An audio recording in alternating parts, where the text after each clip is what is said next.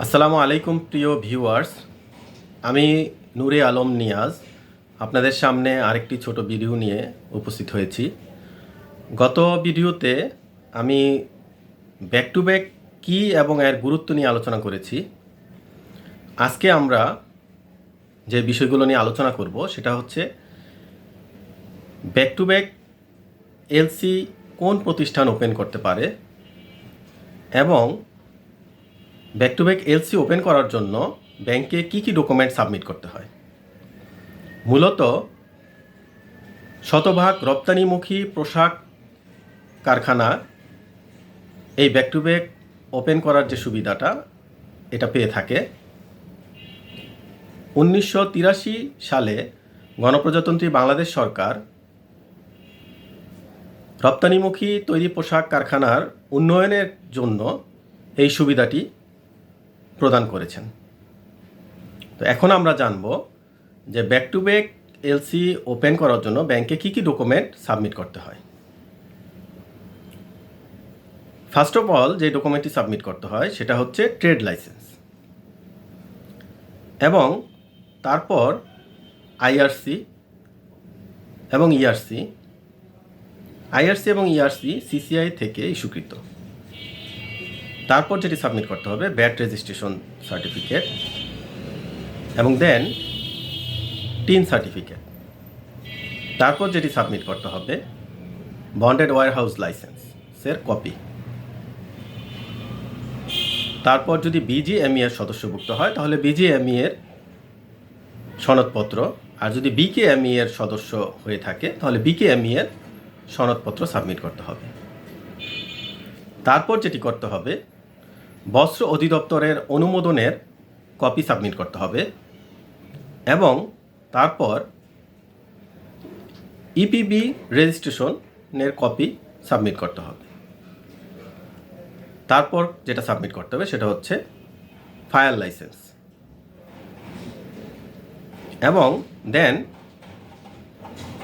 যেটা সাবমিট করতে হবে সেটা হচ্ছে ফায়ার ইন্স্যুরেন্স এবং তারপর যেটা সাবমিট করতে হবে সেটা হচ্ছে মেমোরেন্ডাম অফ আর্টিকেলসের কপি সাবমিট করতে হবে। আর যদি কোম্পানিটি ভাড়াকৃত কোনো বিল্ডিংয়ে হয়ে থাকে অথবা ওয়্যারহাউসটাও যদি ভাড়াকৃত হয়ে থাকে তাহলে এই সমস্ত ভাড়ার চুক্তিপত্র বা চুক্তিপত্রের কপি সাবমিট করতে হবে। তারপর যেটা করতে হবে সেটা হচ্ছে মাস্টার এলসি অথবা মাদার এলসি যেটাই বলে থাকি, সেই মাস্টার এলসি বা মাদার এলসি সেটা লিয়েন করতে হবে ওই ব্যাংকে। মূলত মাস্টার এলসির বিষয়ে আমরা গত ভিডিওতে আলোচনা করেছি। তো মাস্টার এলসি কোনটা সংক্ষেপে যদি বলতে চাই, ক্রেতা বা বায়ারের পক্ষ থেকে যে এলসিটা রপ্তানিমুখী শিল্প প্রতিষ্ঠানের এগেনস্টে করা হয়েছে বা রপ্তানিমুখী ওই শিল্প প্রতিষ্ঠানকে দিয়েছে বায়ার, সেই এলসিটাকে মাস্টার এলসি বলে এবং মূলত এই মাস্টার এলসির বিপরীতেই ব্যাক টু ব্যাক এলসিটি ওপেন হয়ে থাকে। তারপর যেটা আমাদের করতে হবে ইনডেমনিটি নির্দিষ্ট ফর্মে এবং যেটা দিতে হবে আরেকটি গুরুত্বপূর্ণ ডকুমেন্ট সেটা হচ্ছে পিআই বা প্রোফর্মা ইনভয়েস। প্রোফর্মা ইনভয়েসের অনুরূপ আরেকটি ডকুমেন্ট আছে ইনডেন্ট। অনেক ক্ষেত্রে ইনডেন্ট দিয়ে থাকি, অনেক ক্ষেত্রে প্রোফর্মা ইনভয়েস। দুটির কাজ একই। যখন সাপ্লায়ার সরাসরি অর্ডার দিয়ে থাকে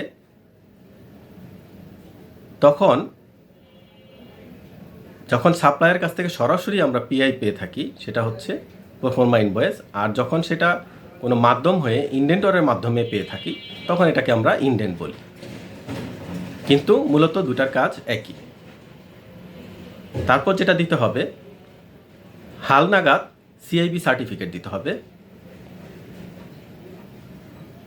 তারপর যেটা দিতে হয় সেটা হচ্ছে ইন্স্যুরেন্স কাভার নোট এবং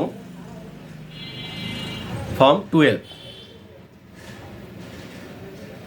যদি লিমিটেড কোম্পানি হয় সেই ক্ষেত্রে ফর্ম 12টা দিতে হয়। এবং তারপর যেটা একটা গুরুত্বপূর্ণ বিষয় সেটা হচ্ছে যে সাপ্লায়ার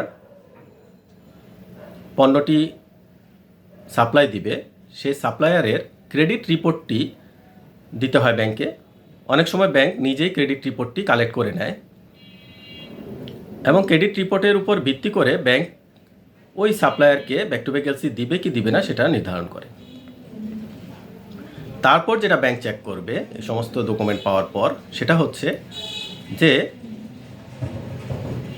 যে প্রতিষ্ঠান, যে রপ্তানিমুখী শিল্প প্রতিষ্ঠান ব্যাক টু ব্যাক এলসির জন্য আবেদন করেছে সেই প্রতিষ্ঠানের কোনো বিল অফ এন্ট্রি ওভারডিউ আছে কিনা।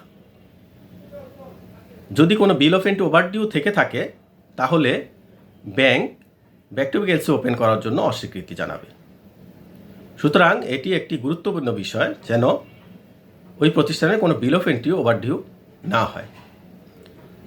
পরবর্তী ভিডিওতে আমরা এগুলো নিয়েও আলোচনা করব যে কেন বিল অফ এন্ট্রি ওভারডিউ হয় এবং কেন ইএক্সপি ওভারডিউ হয় এবং ওভারডিউ হলে কোম্পানির জন্য কি কি ক্ষতি হতে পারে এই বিষয়গুলো নিয়েও আমরা পরবর্তী ভিডিওতে আলোচনা করব। তো আজ এই পর্যন্তই। যদি কোনো ভিউয়ার্স এই ডকুমেন্টগুলোর বাইরেও কোনো ডকুমেন্ট আছে বলে জেনে থাকেন তাহলে প্লিজ কমেন্ট বক্সে এসে কমেন্ট করে জানাবেন। আর যদি কোনো প্রশ্ন থেকে থাকে তাহলেও আপনারা কমেন্ট বক্সে প্রশ্ন করতে পারেন। আজ এই পর্যন্তই। আসসালামু আলাইকুম ওয়া রাহমাতুল্লাহি ওয়া বারাকাতুহু।